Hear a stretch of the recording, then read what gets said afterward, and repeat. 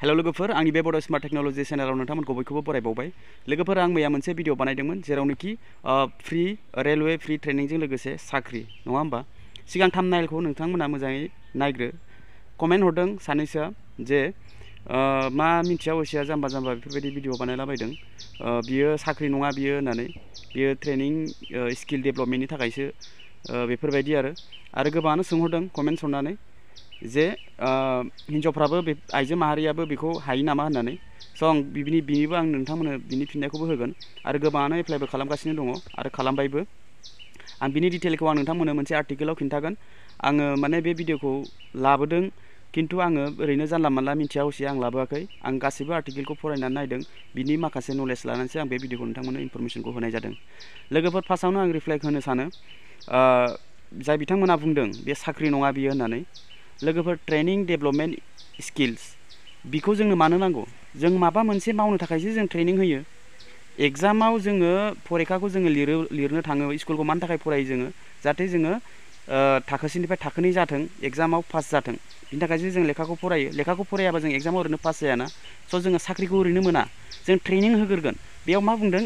Online apply खालामदों। बिदि नङा जे अनलाइन एप्लाइ खालामनानै एप्रुभ जानाय लोगो लोगो नोंथाङा साख्रियाव जयनिं जागोन, बिदि नङा। थाम्बनेइलाव आं मा लिरदों? फ्रि ट्रेनिंजों लोगोसे साख्रि। फ्रि ट्रेनिं आं बेखौ फार्स्ट हेडलाइनावनो दङ थाम्बनेइलाव। फ्रि ट्रेनिंजों लोगोसे साख्रि होनदों। बेयाव नोंथाङा एप्रुभ जागोन, नोंथांनि इमेइलाव नटिस फैगोन, कलिं लेटार फैगोन। कलिं लेटार फैनानै नोंथाङा ट्रेनिं हैग्रोनांगोन फ्रियाव ट्रेनिं हैग्रोनांगोन। नोंथांमोना एसे बुजिलाय। फ्रियाव ट्रेनिङा माने ओरैबायदि, नोंथाङा जुदि ट्रेनिं हैनायाव एटेन्ड जाहैबाय थानांगोन। 75% नोंथाङा एटेन्ड जाहैनांगोन आरोखि। बिनिफ्राय नोंथाङा मा खालामनांगोन? ट्रेनिङाव जुदि नोंथाङा गासैखौबो पारफेक्ट जाजोब्बाय, नोंथाङा ट्रेनिंनि जिथु नोंथांनि गासैबो नलेज नोंथाङा मोनजोब्बाय, अब्लासो नोंथाङा साख्रियाव जइन जानो मोनगोन। ट्रेनिं होग्रोनांगोन ना।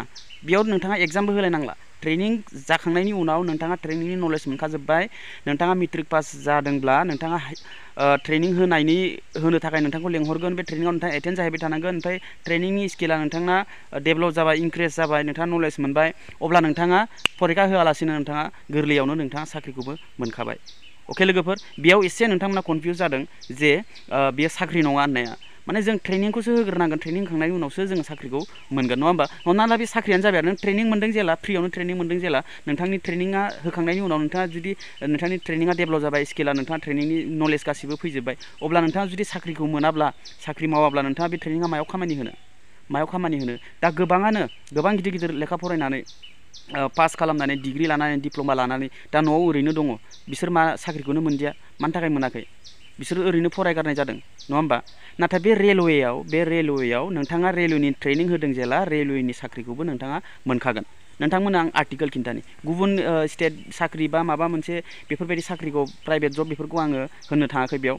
आं बेयाव नोंथांखौ रेलनि बिखयसो आं बे भिडिअनि गेजेरजों बुंदोंमोन, मैयानि जिथु भिडिअ।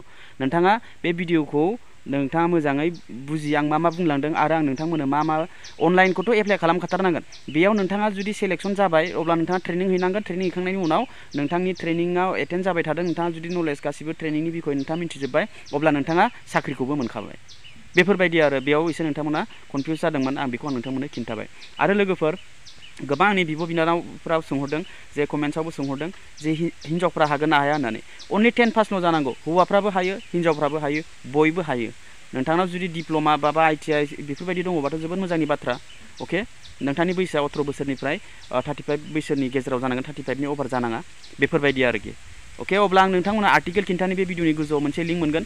बे आर्टिकेलाव नोंथाङा फरायनानै नाय, आं नोंथांमोननो गासैखौबो खिन्थाजोबगोन आरो आं बे भिडिअनि गेजेरजोंबो एसे खिन्थागोन। स्क्रिनाव नोंथांमोना नायलांबाय थानो हागोन। अके लोगोफोर, बेयाव आं नोंथांमोननो खिन्थानि, आङो बे आर्टिकेलनि लिंकखौ आङो गोजौआवबो होगोन। बे फेसबुकाव नायदोंब्ला बे फेसबुकनि गोजौआव लिंक मोनगोन आरो इउटुबाव नायदोंबा डिसक्रिपसनाव बे लिंकखौ मोनगोन। नोंथाङा गोसोबायदि फरायनानै लानो हागोन। बेयाव बुंदों रेलवे दे रहा है फ्री में ट्रेनिंग के साथ नौकरी, फ्री में कर सकते हैं ऑनलाइन आवेदन, बिना परीक्षा भर्ती, 20 नवंबर तक करे आवेदन। ओके, बिनिफ्राय गाहायाव फैनानै नोंथांमोना नुगोन भारतीय रेलवे द्वारा हर साल लाखों बेरोजगार युवाओं को नौकरी दी जाती है। ठीक है, ओमफ्राय आरो गाहायाव आरो बुंबावदों, अगर आप भी 10वीं पास है और नौकरी की तलाश कर रहे हैं तो आप फ्री में ऑनलाइन आवेदन कर रेलवे द्वारा दी जा रही फ्री ट्रेनिंग का लाभ ले सकते हैं। ओके, आरो बाखि नोंथाङा गासैखौबो बेयावनो फरायनानै मोनजोबगोन। आं बेयाव फरायनानै खिन्थाला, नोंथांमोना गाव गावनो फरायनानै लानो हागोन।